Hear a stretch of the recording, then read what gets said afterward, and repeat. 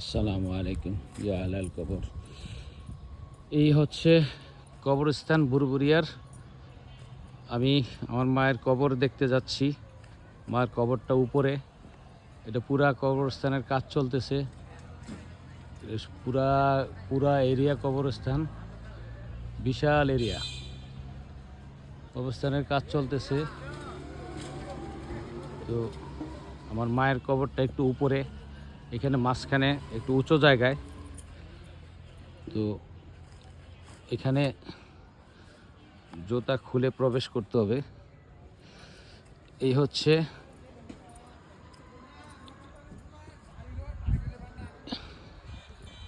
হচ্ছে কবরস্থানের উপরের জায়গাটা, এবং এখানে আমার মামা মামির কবর আছে, মামাতো ভাই মামাতো বোনের জামাই, এই যে মামা মামির কবর।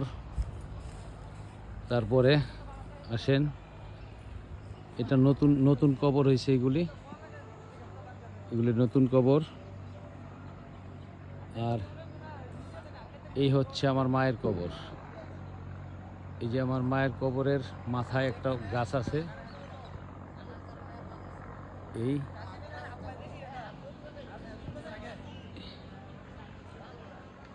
এই হচ্ছে এটার পাশেরটাই হলো আমার মায়ের কবর।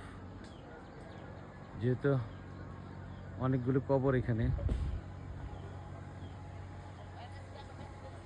যেহেতু আমরা এখানে থাকি না, অনেকদিন পর পর আমরা আসি। তো এখানে আমার মামা মামির কবর আছে, যেখানে আমার মায়ের ইচ্ছা ছিল আমার মামা মামির কবরের সাথে ওনার কবর হবে, তাই এখানে কবর দেওয়া। তা না হলে হয়তো আমি গাজীপুর অথবা ঢাকায় দিতাম।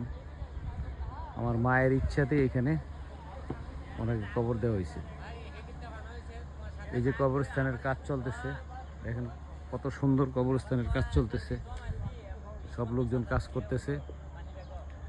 ভবিষ্যতে সেই কবরস্থানের যে ডিজাইনটা দেখাইলাম আগে আপনাদের, ঠিক সেরকম ডিজাইন হবে। তো এখন আমি মায়ের কবরটা জিয়ারত করব। জিয়ারত করে তারপরে এখান থেকে, আজকে আমার খালাতো ভাই মারা গেছে, ওনার উদ্দেশ্যে আসা।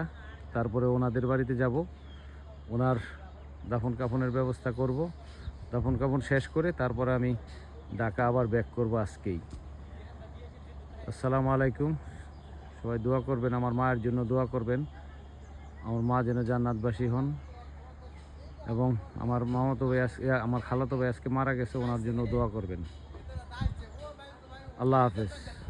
আসসালামু আলাইকুম।